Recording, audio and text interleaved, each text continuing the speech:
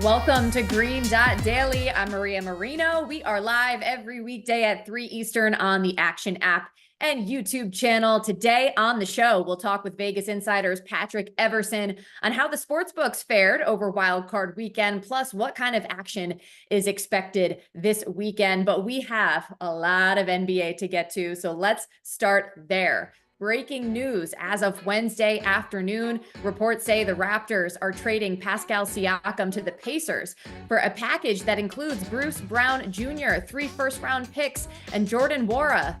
Raptors also get Kira Lewis and a second-round pick from New Orleans in the deal. So here we go. Action Network senior writer Matt Moore joins us now. Want to get your reaction. Does this trade make the Pacers a contender? I don't know that makes them a contender. Siakam is a 2-time All-Star, 2-time All-NBA selection. He is phenomenal. This is a great grab for them. It is worth what they paid, honestly, given the protections that are on the picks. What they add here is a player that not only boosts their defense, which has honestly been pretty okay over the last month, but it's a player that fits perfectly with Tyrese Halliburton when he returns from injury. It's a player that can pass, that can score, that can finish at the rim, that can screen, will work great with Miles Turner. They can play a switching style. Rick Carlisle is going to love Siakam. He's going to be able to do a lot with him offensively. It's a perfect fit, honestly, for Indiana. You still can't kind of vault them, though, into the top tier. You can't put them with teams like the Sixers and the Bucks and the Celtics. What it does do, however, I think, is make them more dangerous series by series in the playoffs. Once we get to April, they're going to be a team I'm looking to bet in opportune moments as a dog, because they'll be very good in that situation. I'm sorry, Matt, what was that last bit? So they'll be very good in various situations in the playoffs because they'll be able to match up a lot better with how teams play. Gotcha. Well, I still need. I've got to try to print this again. I was going to say that the Pacers, if they can keep Siakam beyond this year, considering he is a free agent at the end of the season, maybe next year is the year that they contend. But for now, this is a really great step moving forward. Okay, that's the news of the day. But let's talk about last night, because the 76ers had a statement win over the Nuggets. Now, Nikola Jokic is easily the most popular play when it comes to MVP betting. 23.8% of tickets and 25.1% of money on him to win the award for the third time. Therefore, he's also MGM's biggest liability. Just yesterday, his odds were at plus 165, but he's now at plus 250. So, Joel Embiid dropped 41 on back-to-back nights. His MVP odds went from plus 800 Tuesday to plus 275 here on Wednesday. How do you take this into account when betting the MVP market? I mean, look, I think the key here is you're going to want to wait. Okay, this is not the moment to bet Joel Embiid. He is, I still think, very likely to win the award if he qualifies with enough games played. He's missed 10 already. He's got to miss, if he misses 8 more, then he's out. He's no longer eligible for the award under the new rules. So this is not the moment to necessarily bet him. Wait till he misses another game. The odds will then have to drop based off of the chances of him not missing 7 more games. So if there's a small term injury, you'll be able to get him at plus 900 like it was in the market a few days ago, or at least in the 500 range. But this game versus Jokic does matter. He beat him last year head to head, and I do think that wound up impacting voters over the course of the season. It gives him a lot more momentum. It does solidify the idea that he is the best player in the league, which is of course ridiculous, as Jokic is a 2-time MVP and reigning finals MVP. But how the voters look at it, though, is that is going to influence some of them. So there's an opportunity, I think, to bet there. I do not think Jokic is who you want to look towards, especially not when he's at this number. They have a very tough schedule coming up. There's going to be an opportunity to bet Jokic later at the end of this road trip, after they face the Celtics, after they come home and face the Bucks, and then they're going to face the Sixers if Joel Embiid, plays in Denver for the first time since 2018 is the last time that he played in Denver. So it's been a minute. There's going to be a better time to get in on Jokic. Shai Gilgeous-Alexander, very live. If you think Luka and the Mavericks make a run, Luka's live. I think there's an opportunity to get in on this market at different spots, but you don't want Jokic, and I don't think you want Embiid right now. The time, if you want either of those guys, wait a little bit and you'll get better numbers. Yeah, I think that's the key. You want to wait until Embiid misses another game, because he will inevitably do that, and then his odds will probably be a little bit less expensive. I do love that he played last night. I know it was at home, but it was great, even though he was on the second night of a back-to-back, to see Embiid and Jokic go head to head. All right, let's talk about tonight's slate. What intrigues you? What are you betting? Let's go Lakers Mavericks under 243.5. So the Lakers at home are 14-7 to the under on our podcast Buckets, where we do pods Monday through Friday, giving you best bets. I gave out the under on Thunder Lakers the other night. Nick cashed pretty easily. This is another really good spot here. Even if Luka Doncic does return to play tonight, he's currently questionable. Average combined points if Luka sits out, their average combined points is around 230. When he plays on the road, it's around 236. That's where I've got this model as, around 236 points, which gives us a big chunk here to play against the number. This has been going up, and I understand why. These two teams are high pace. These two teams do play a little bit more 3-point centric basketball, and so that is going to impact the variance. There's some risk there, but overall, I like the spot here at under 243.5, playing the Lakers home trend under, and the Mavericks trying to get used to Luka being back, or without him not being able to generate enough offense, and the Lakers packing the paint versus Kyrie Irving. Let's take under 243.5. or better in Lakers Mavericks. Yeah, you wonder how he'll be able to perform. Even if he does come back, he has missed 3 straight with that right ankle sprain. Matt Moore, thanks so much for jumping on with us to react to that Siakam trade. Thanks for having me. Keeping it in the NBA, the Nuggets have the best odds to win the West again at plus 185. Clippers are next at plus 460, followed by the Suns at plus 550, despite being in 8th place currently. And the Timberwolves, despite being in first for quite a while, are at plus 750. OKC is at plus 850, currently in the number 2 spot in the conference. As we say hello to our analyst, Bryan Fonseca. So the Clippers got a big win last night over OKC. They've been playing way better of late since the acquisition of James Harden. Can they actually win the West this year? I mean, sure, but I still think James Harden's doing this honeymoon bullshit again that we saw him do with the Nets, that we saw him do in Philly, where he gets to a new spot and they're supposed to be contenders, and he fools everyone into thinking, oh man, like he's really put it together. And now what people are saying is, hey, he doesn't have to be the James Harden of old on this team because they have Kawhi, they have Paul George, they have Russell Westbrook to a lesser degree. They don't have Victor Zubac anymore for a while because he's out, but they have a lot of parts and they have a great coach in Tyronn Lue. And what I would tell you is, while the Clippers are very good, I don't trust them. I don't trust their long-term health. And I don't trust this dude because I've seen your movies before, James Harden, and we've seen them particularly in the spring and in the playoffs. The only caveat that I would give you is that the Western Conference is full of potential frauds. Phoenix Suns, I mean, Grayson Allen might be their 4th best player. You have the Oklahoma City Thunder, who I think are too young and need to get their ass whooped first. You have the Minnesota Timberwolves, who, I mean, we'll see. We'll see Karl Anthony Towns and Rudy Gobert in particular, and Anthony Edwards, who's very young also and still getting into that star role. We'll see. I don't think anybody in the Western Conference, though, if I had to put money on it, and I probably wouldn't because it's only plus 180 or whatever it is, but I don't think anybody in the Western Conference is beating that Serbian dude who loves horses more than Arthur Morgan. Shout out to my video game players out there. I don't think that anybody's beating the Denver Nuggets when it comes down to it as presently constructed, if relatively healthy.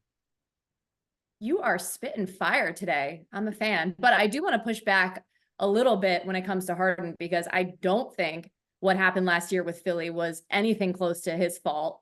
He actually won you a couple of playoff games up in Boston. The Nets, not his fault. I get the prior issues with him in the postseason. Totally get that. And the concerns with health with the Clippers are totally valid, but I don't know. We shall see. They have one star that I trust in a playoff series.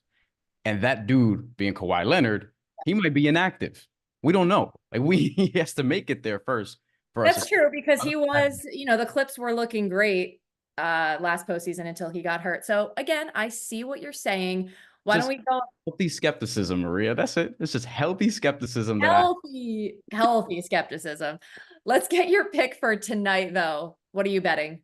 So I like the Knicks. I bet this. Now, this opened at -3.5. I got this at -4.5. I went to bed, woke up. It was at 5. Now it's at 6, and it's trending upwards. Still kind of like it.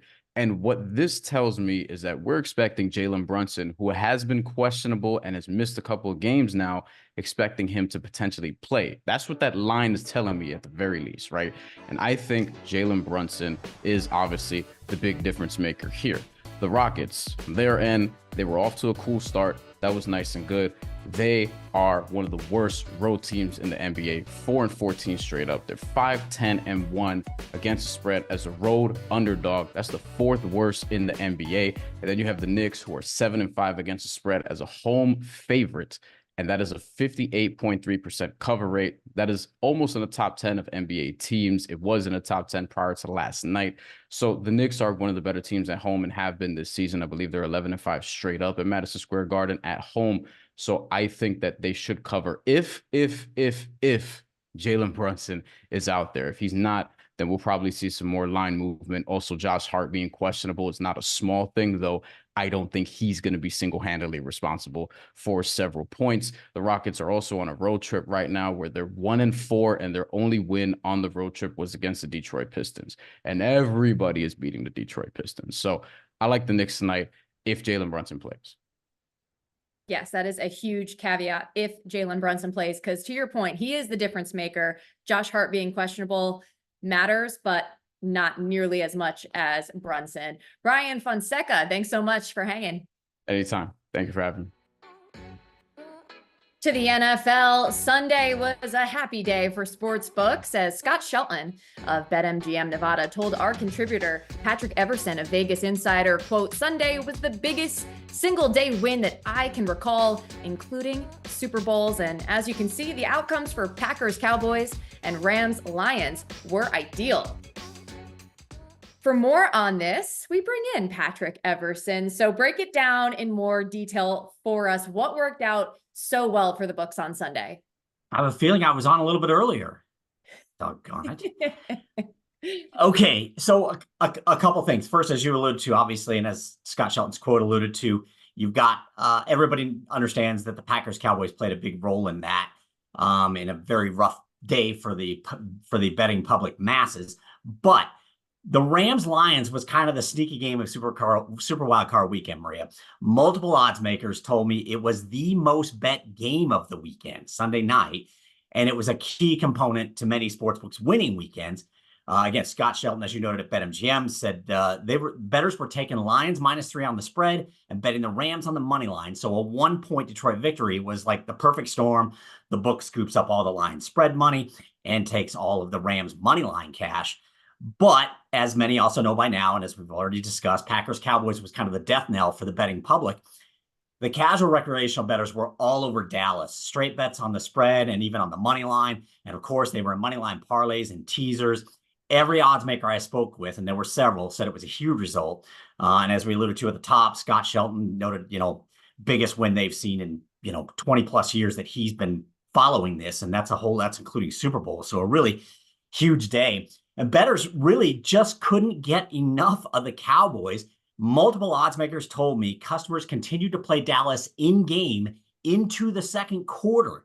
The public just didn't believe in the Packers. Well, look, Rams Lions had such a great storyline. And then, of course, the Cowboys being traditionally a very public team. So I'm not surprised that people weren't believing in the Packers. But does the public believe in them now? They are now 9.5-point dogs heading to San Francisco. So what are you hearing? Right. Opened 9.5 at some spots, touched 10, went back to 9.5. You'd think recency bias would really creep in for the public bettors for this one. And to a degree, it may have already have early in the week. I'm not sure if it'll persist until Saturday. But what one odds maker, Chase Michelson of the Superbook, told me was that Green Bay looks so good against Dallas that you might think the public's going to jump all over him. But he said San Francisco's power rating is in a different class, and we're expecting the public to still be on the Niners. Now, that was a couple of days ago after that line first came out on Sunday night. Fast forward to now, some information we literally just got from BetMGM. They think that will be the case by Saturday, but it's not developing that way just yet. Public on the Niners by Saturday. On the spread at BetMGM, early tickets 2-1. On the Packers, and early money is two-way, but it leans a little bit toward the Packers. Further, Christian Cipollini told me that Packers outright is a loser for the book right now. Green Bay is taking the huge bulk of early money line tickets and dollars. 84% tickets, 82% money. Now, it's very early, so it's probably a very small pot we're talking about here, Maria. It wouldn't take much to probably flip it, but the public is banking on another upset. And Christian said he doesn't expect Green Bay money line action to slow down much. So what BetMGM might be rooting for is a Niners win and a Packers cover. Although there's always something else here, Maria, and I've provided plenty of something else today. The 49ers are going to be in everyone's money line parlays. And what, multiple odds makers have told me over the course of this season, it's just continue to develop. If they can beat the money line parlays, then the books will win. If they can't, then they won't. So there could be a really weird calculus going on with this game between money line parlays. They'll definitely go to the Niners, and perhaps the public in recency bias certainly liking the Packers on the money line, too attractive not to, and maybe even on the spread. Now, with all that in mind, keep this in mind as well. BetMGM, Caesars, probably other books have pretty sizable liability to San Francisco in the Super Bowl futures market. So Christian Cipollini, he acknowledged that. He's, again, a trader with BetMGM. He says the Packers upset of the 49ers wouldn't necessarily be the end of the world. And in fact, in the big picture, might be a good thing for the books. We know there are a lot of hungry Niners fans out there, but a lot of people falling for Jordan Love as well. So again, sounds like another interesting mix that we could be in store for this weekend. And another game this weekend, which I feel like is just a gift to the football world. It's Chiefs, Bills, another one with just a lot of historical significance to it and just this ongoing storyline. So I guess it's the Bills favored by 2.5. How are people betting this one? Well, first off, it's certainly the marquee matchup of the weekend, Maria, and it's on Sunday night. So, and I alluded to this a moment ago, moneyline parlays, though anything that's live is going to certainly run into this game. Chase Michelson at the Superbook said the Chiefs and Bills have pretty similar power ratings at this point. He gives a slight nod to the Bills. The Superbook is painted to Bills -2.5, -120. It's like they don't want to go to 3. And I reached out to Chase on this today just to get a comment on it. He hadn't gotten back to me yet, but reading the tea leaves a bit, I don't think they want to go to 3 unless they really get shoved there, knowing the sharp set will likely snap up Chiefs +3. And then BetMGM just sent over an update just before your show started today, Maria, on the Chiefs Bills betting. On the spread, 61% of early tickets, 72% of early dollars on Buffalo. On the money line, there's a little more parity. 69% of tickets on Kansas City at that short plus money. 54% of money on Buffalo. So it's hard to say where the public's going to go with this. The Bills have been a public team for a long time. They're on a really nice run. The Chiefs are the Chiefs, and it's Patrick Mahomes and the defending Super Bowl champions. So it's going to be interesting heading into Sunday evening for sure. This one, I could see there being a lot of split views. Just yesterday we had Chad Millman and Simon Hunter on, kind of going opposite ways on this one. So it's a tough one to call. Patrick Everson, we appreciate the insight. Absolutely. Thank you. Remember, any picks we give out here on the show, you can easily reference by following Green Dot Daily in the Action app. We keep track so you don't have to. That's all for Green Dot Daily. I'm Maria Marino. Thanks so much, and I'll see you again tomorrow at 3 Eastern on the Action Network YouTube channel and the Action app.